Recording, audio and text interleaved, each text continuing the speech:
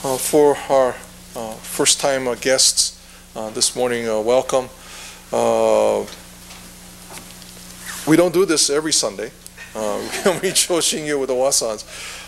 But it's kind of, well, at the Honzan, our main temple in Kyoto, the place of origin of Jodo Shinshu, and every morning they read through the Wasans and read through Shoshin-ge, and the Wasans are different every morning. They go through each set of 6 of these poems that were written by, or verses that were written by Shinran, and they read a set of 6, different set of 6 each morning.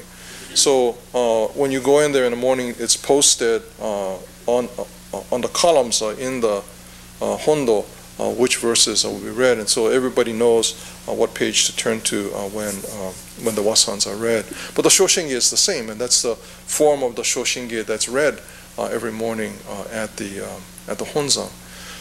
In 2010, we will observe the 750th memorial service for Shinran, and we're hosting that here at the Fairmont Hotel, where our National Council meeting and the 750th memorial service will be held. And we were originally thinking that we would, if we could have a simulcast from Japan. They observe their service, or hold the service every morning in Kyoto during the winter. I think it's at 6:30, and it would coincide with a 2 o'clock service that if we conducted the 2 o'clock here at the Fairmont, that we could do a simulcast and join them in their reading of the Shoshin-ge. But that looks like that's not going to happen. Unfortunately, there's too many technical problems in trying to get that done, and it's also they're concerned about whether or not we'll be able to coincide or match the differences that might.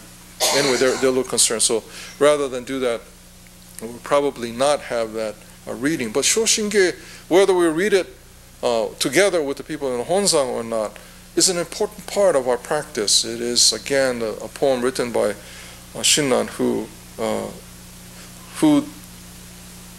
relied upon the simple way of being assured that the experience of enlightenment was open to himself, not to everyone. Not to say that he wasn't concerned of everyone, but he saw himself as this bombo, an individual incapable of any serious practice of Buddhism, of the Dharma, that would lead to the opening up of enlightenment in his experience, in his life. And enlightenment, of course, is the central concern of all schools of Buddhism. It is the resolution of the difficulties we encounter.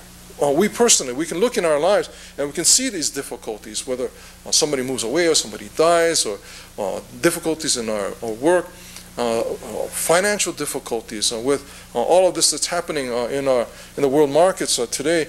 I mean, there's tremendous difficulties. In the paper this morning, there's stories about people losing their homes.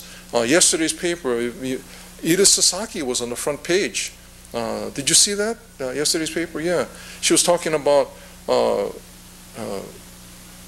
her shop and how she may not be able to retire now. She's thinking at age 67 they want to retire before they're 70, but looks like forget about it. They're going to have to continue working. So there are all of these kinds of difficulties that we don't need to go look for, but we experience for ourselves. And these were the questions that Siddhartha was encountered, and as Shakyamuni Buddha discovered or shared with others how these difficulties might be resolved. Now, Siddhartha probably didn't have in mind this financial meltdown that we're having right now, and thinking, well, sometime in the future we'll have these financial difficulties, and therefore I'll be able to share my understanding so that these difficulties could be resolved.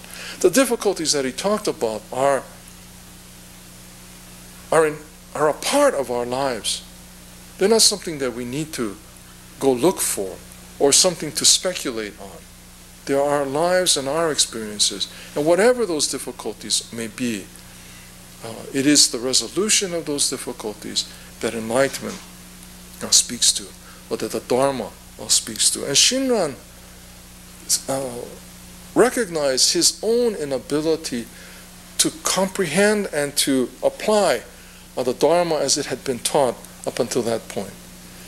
And what he discovered in the writings of these 7 patriarchs that are described in this Shoshinge are ways of understanding the Dharma as described by these 7 teachers. They brought out points that he recognized and applied to his own life. That there is a way of experiencing enlightenment through this Pure Land path. That everything that we do moves us toward enlightenment.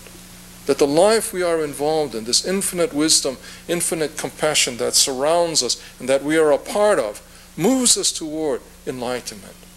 And we may not be conscious of, we may not be mindful of that. But when we are mindful of that, our lives are changed. We begin to appreciate what the experiences in our lives that move us toward enlightenment, regardless of our abilities or skills. And we are for that deeply grateful. When we read the Shoshinge as we did this morning, we're not trying to analyze as we go along. It's simply practicing. We're simply reading this together, doing something together, just as they read it in the Honzai and in temples, Jodo Shinshu temples around the world, reading the Shoshinge, a practice that can settle ourselves to hear the teachings of the Buddha. But in our study classes or in our, as we read to unpack the information contained within the Shoshinge, in this Shinran praises the virtues of Amida Buddha and recognizes, acknowledges the contributions of these 7 patriarchs and how through their understanding, helped him to understand a way to enlightenment that was open to a person like himself, an individual not capable of any discipline or practice. Okay, so Shoshinge, very important work in our Jodo Shinshu tradition. Okay, thank you very much.